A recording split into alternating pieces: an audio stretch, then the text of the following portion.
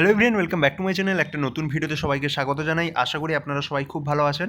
আপনাদের জন্য একটা বিরাট বড় খুশির খবর যে আপনাদের West Bengal central school service কমিশনের যে গ্রুপ সি এবং গ্রুপ ডি, তার জন্য কলকাতায় গেজেট কিন্তু পাবলিশ করা হয়েছে এবং সেখানে কোন কোন পোস্ট থাকবে সেই সমস্ত কিন্তু ডিটেলস আপনাদের সঙ্গে এই ভিডিওতে থাকবে। শুরু থেকে শেষ পর্যন্ত আপনারা ভিডিওটি দেখুন। আমি যতটা সম্ভব ডিটেলসে আপনাদের এই ভিডিওটা শেয়ার করার চেষ্টা করব। তো 4/8/2025 এই নোটিশটা দেখতে পাচ্ছেন, নোটিফিকেশান রয়েছে এবং government of West Bengal school education department secondary branch notification, এবং আজকে আপনাদের এই গ্যাজেটটা এখানে পাবলিশ করা হয়েছে। পরবর্তীকালে কিন্তু এসএসসি যে ওয়েবসাইট রয়েছে আর কিছুদিনের মধ্যেই কিন্তু সেই ডিটেলস বা তার যে অর্ডার নোটিফিকেশান সেগুলো কিন্তু পাবলিশ করা হবে অফিসিয়াল ওয়েবসাইটে। তখন কিন্তু আপনারা খুব ভালোভাবে সেই জিনিসগুলো দেখতে পারবেন। তো এখানে টোটাল 16টা পেজের আপনাদের একটা পিডিএফ পাবলিশ করা হয়েছে এবং এই যে গ্যাজেটটা রয়েছে এটা কিন্তু আপনাদের appointment to the post of non teaching staff, এদের জন্যই কিন্তু এই গ্যাজেটটা পাবলিশ করা হয়েছে। ঠিক আছে, তো এই গ্যাজেটের পুরো আপনাদের ডিটেলস কিছু কিছু এখানে রয়েছে এবং প্রত্যেকটা কথার মিনিং এখানে দেওয়া রয়েছে। আমরা সাধারণত কী কী পোস্ট এখানে থাকবে সব কিছু সম্বন্ধে আপনাদের আমি বলবো। একটু আমি লাস্টের দিকে স্ক্রল করে চলে যাই যে কোন কোন পোস্টগুলো এই গ্রুপ সি এবং গ্রুপ ডির মধ্যে থাকবে এবং তার যদি কোনো এলিজিবিলিটি ক্রাইটেরিয়া এখানে মেনশন করা থাকে তো সেই জিনিসটাও আপনাদের সঙ্গে আমি শেয়ার করব। তো দেখুন, এখানে আপনাদের যেটা বলা হচ্ছে যে ফার্স্ট যে পোস্টটা, এখানে চলে যাই, যে ফার্স্ট যে পোস্টটা সেটা হচ্ছে আপনাদের লাইব্রেরিয়ান পোস্ট রয়েছে। এডুকেশনাল কোয়ালিফিকেশানে রয়েছে আপনাদের bachelor degree in general stream, মানে সেখানে আপনি আর্টস, সায়েন্স, কমার্স বা যে কোনো আপনি যদি মানে রেগুলার কোনো কোর্স করে থাকেন, সেটা প্রাইভেট ক্যান্ডিডেট হোক বা ডিস্টেন্স মোডে যদি আপনি নিয়ে থাকেন, সেক্ষেত্রে কিন্তু আপনারা এই লাইব্রেরিয়ান পোস্টের জন্য বসতে পারবেন। আর বলা হচ্ছে এখানে এজ লিমিট একটা দেওয়া রয়েছে 20 বছর থেকে 40 বছরের মধ্যে। আচ্ছা, এইবার সেকেন্ড যে পোস্টটা দেখুন সেটা হচ্ছে ক্লার্ক পোস্ট অর্থাৎ ক্লারিক্যাল পোস্টের জন্য আপনাকে এখানে ফাইনাল মাধ্যমিক যে এক্সামিনেশান অর ওল্ড এইচএস যে ইকুইভ্যালেন্ট এক্সামিনেশান সেটা আপনাদের কিন্তু দিতে হবে এবং মানে last date of receiving online application যে আপনাদের যে হবে তার মধ্যে যদি কারো এইচএস ওল্ড আপনাদের যে এইচএস বা নতুন যে মাধ্যমিক লেভেল সেই লেভেলটা যদি কারো কমপ্লিট হয়ে থাকে তাহলে কিন্তু সেই ক্লারিক্যাল পোস্টের জন্য অ্যাপ্লাই করতে পারবে। এখানে 18 বছর বয়স থেকে শুরু হচ্ছে 40 বছর বয়স পর্যন্ত। আচ্ছা, তারপরে দেখুন গ্রুপ ডি পোস্ট, এখানে আমাদের কোয়ালিফিকেশান 8 পাসের মধ্যে রয়েছে এবং 18 বছর থেকে 40 বছরের মধ্যে ক্যান্ডিডেট তারা কিন্তু এখানে অ্যাপ্লাই করতে পারবে। আর এসটি, এসসি, ওবিসি বিভিন্ন যে ক্যাটাগরির ক্যান্ডিডেট রয়েছে তারা এজের ক্ষেত্রে সেই ধরনের রিল্যাক্সেশন পেয়ে যাবে।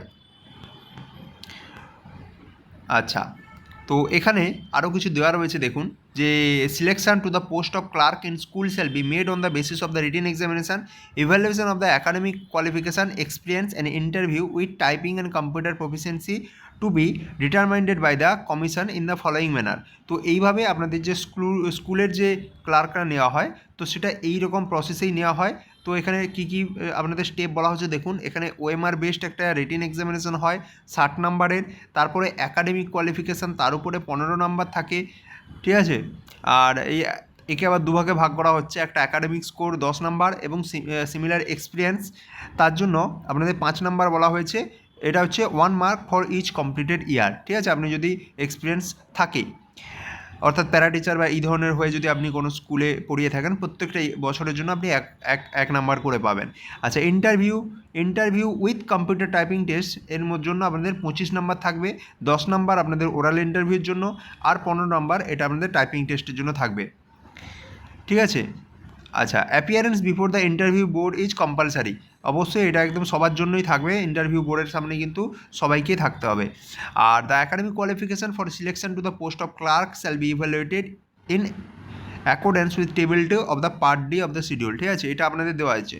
আচ্ছা, গ্রুপ ডি স্টাফের জন্য কী প্রসেস রয়েছে দেখুন, গ্রুপ ডির জন্য একটা রিটেন এক্সাম দিতে হবে OMR best 40 number, similar experience আপনাদের যদি থাকে আপনাদের গ্রুপ ডি পোস্টের ইকুইভ্যালেন্ট সেখানে আপনাদের 5 নাম্বার, ইন্টারভিউর জন্য এখানে 5 নাম্বার, টোটাল আপনাদের 50 নাম্বারের এখানে এক্সাম হবে।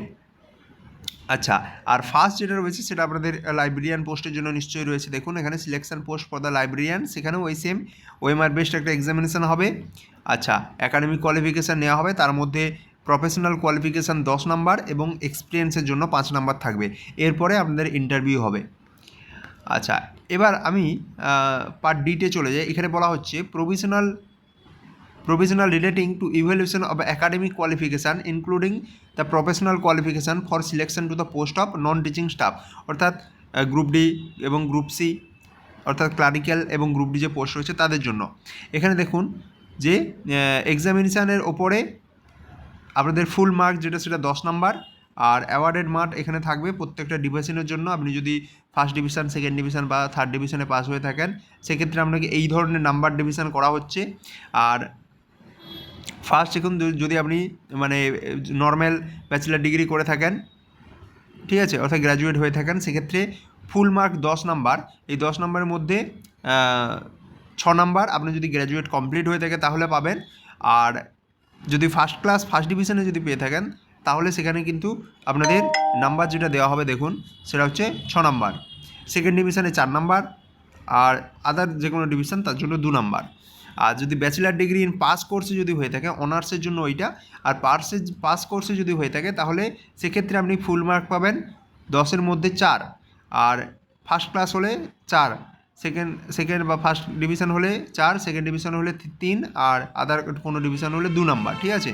অর্থাৎ গ্র্যাজুয়েটের সঙ্গে নর্মাল পাস কোর্সের মধ্যে 2 নাম্বার করে করে ডিফারেন্স থাকবে, সেখানে টোটাল নাম্বার হোক বা ডিভিশন বেসিসে। আচ্ছা, তারপরে লাইব্রেরি সায়েন্সের ক্ষেত্রে দেখুন 4 নাম্বার আপনাদের ফিক্সড, আর ফার্স্ট ডিভিশনের জন্য 4 নাম্বার, সেকেন্ড ডিভিশনের জন্য 3 নাম্বার, আদার যে কোনো ডিভিশনের জন্য 2 নাম্বার। আচ্ছা, আর ক্লারিক্যাল পোস্টের জন্য দেখুন এক্সামিনেশান যেটা সেটা বললাম যে মাধ্যমিক আর ওল্ড যদি দেখি যে লেভেল দেখি সেখানে ওল্ড এইচএস এটাই নেওয়া হচ্ছে। আর এখানে কিন্তু ফুল মার্কস 10, আর যারা আপনাদের মানে এই মাধ্যমিক পাস করে থাকবেন তাদের জন্য 10 নাম্বার দেওয়া হবে। আর যদি ফার্স্ট ডিভিশন হয় তাহলে 10 নাম্বার, সেকেন্ড ডিভিশন হলে 8 নাম্বার, থার্ড ডিভিশন হলে 6 নাম্বার, ঠিক আছে। আর ইন্টারভিউর জন্য কিছু প্রভিশন এখানে relating to constitution of interview বোর্ডের জন্য এখানে দেওয়া রয়েছে। তো ইন্টারভিউগুলো এগুলো আপনাদের থাকবে। তো যারা ইন্টারভিউ নেবে আর কি তাদের জন্য যে বোর্ড থাকবে সেই বোর্ডের যে মেম্বাররা হবে তারা কোন লেভেলের থাকবে সেটা এখানে দেওয়া হচ্ছে। আমি যদি নর্মাল এখানে একটা ধরুন আমি গ্রুপ ডি বা গ্রুপ সি যারা রয়েছে তাদের জন্য যদি আমি দেখি যে provision relating to counselling for recommendation name of the post of non teaching staff.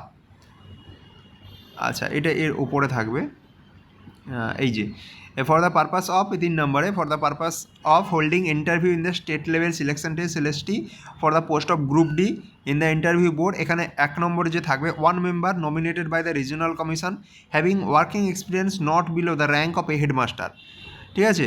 অর্থাৎ হেডমাস্টার বা হেডমিস্ট্রেস তিনি কিন্তু থাকবে এবং যাকে সিলেকশন করা হবে রিজিওনাল কমিশন দ্বারা, এটা একজন মেম্বার। আচ্ছা, আরেকজন মেম্বার যিনি থাকবেন, টোটাল 3 জন মেম্বার থাকবে। An expert having working experience either as a principal of any recognized college or having administrative experience as an officer of a minimum 5 years of experience in a recognized university of West Bengal to be appointed by the Central Commission will preside। তো ইনি কিন্তু মানে যে 3 জন থাকবে তাদের মধ্যে ইনি কিন্তু হেড, এবং এনার আপনাদের মানে ক্রাইটেরিয়া কী হচ্ছে না, তাকে আইদার একজন একটা রিকগনাইজ যে কোনো ওয়েস্ট বেঙ্গলের কলেজের প্রিন্সিপাল হতে হবে, অর বলা হচ্ছে যে কোনো একজন অফিসার যিনি কিনা কোনো ইউনিভার্সিটির অ্যাডমিনিস্ট্রেটিভ মানে এক্সপিরিয়েন্স 5 বছর আপনাদের রয়েছে, তারা কিন্তু এই বোর্ডে থাকে, যিনি এই প্রিসাইড করবে এই টোটাল আপনাদের বোর্ডটাকে, আর তাকে অ্যাপয়েন্ট করবে সেন্ট্রাল কমিশন। আর বলা হচ্ছে 3 নম্বরে a nominee of a central commission not below a rank of a assistant professor of a college university having some administrative experience. তো তৃতীয় যিনি ব্যক্তি থাকবেন তাকে কিন্তু নমিনেশন করা হবে সেন্ট্রাল কমিশন দ্বারা, যার র্যাঙ্ক হবে নট বিলো অ্যাসিস্ট্যান্ট প্রফেসর, ঠিক আছে। একটা কলেজ বা ইউনিভার্সিটি অ্যাসিস্ট্যান্ট প্রফেসরের সমতুল্য বা তার থেকে বেশি আপনাদের তার র্যাঙ্ক হবে, এবং তার কিছু অ্যাডমিনিস্ট্রেটিভ এক্সপিরিয়েন্স থাকতে হবে। তো এটা হচ্ছে গ্রুপ ডি স্টাফের ইন্টারভিউর জন্য বোর্ড, ঠিক আছে। আর 2 নম্বরে এটা দেখো, এটা হচ্ছে ক্লার্ক যারা থাকবে তাদের ওই সেম হেডমাস্টার বা হেডমিস্ট্রি একজন থাকবে, আর একজন প্রিন্সিপাল থাকবে যার মিনিমাম 10 বছরের কিন্তু 10 বছরের আপনাদের ওয়ার্কিং এক্সপিরিয়েন্স থাকবে যে কোনো একটা ইউনিভার্সিটিতে অ্যাডমিনিস্ট্রেটিভ যে কাজকর্ম সেটা সামলানোর, বা যে কোনো প্রিন্সিপাল হতে পারে, যে কোনো ওয়েস্ট বেঙ্গল যে কোনো আপনাদের কলেজের। আর একজন সেন্ট্রাল কমিশনের নমিনি যার র্যাঙ্ক হবে অ্যাসিস্ট্যান্ট প্রফেসরের সমতুল্য। আচ্ছা, তারপরে এখানে আপনাদের লাইব্রেরিয়ান যে পোস্ট রয়েছে দেখুন, এখানে ওই সেম অ্যাসিস্ট্যান্ট প্রফেসরের একজন র্যাঙ্কের মধ্যে থাকবে, একজন এক্সপার্ট থাকবে লাইব্রেরি সায়েন্স নিয়ে, এবং তার র্যাঙ্ক হবে অ্যাসোসিয়েট প্রফেসর র্যাঙ্কের। তাকে কিন্তু সেন্ট্রাল কমিশন আপনাদের নিয়োগ করবে, এবং তিনি কিন্তু এই তিনজনের যে বোর্ড থাকবে তাকে প্রিজাইড করবে। আর একজন সেন্ট্রাল কমিশনের নমিনেশন করে একজন থাকবে যার ওয়ার্কিং এক্সপিরিয়েন্স থাকবে as a principal or librarian of a recognized college. তো এই হচ্ছে তিনটা জিনিসের আপনাদের ইন্টারভিউ বোর্ডের মেম্বারের আপনাদের কম্বিনেশন কেমন হবে, আপনাদের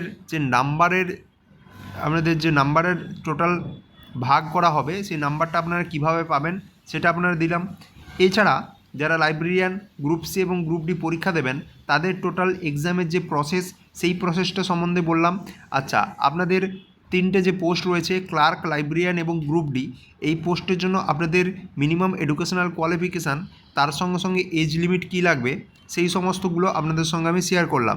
এবার শুরুতে যে জিনিসগুলো দেওয়া রয়েছে এগুলো সাধারণত এই গ্যাজেটের প্রত্যেকটা যে টার্ম রয়েছে এই প্রত্যেকটা টার্মের মিনিং এখানে প্রথমের দিকে রয়েছে।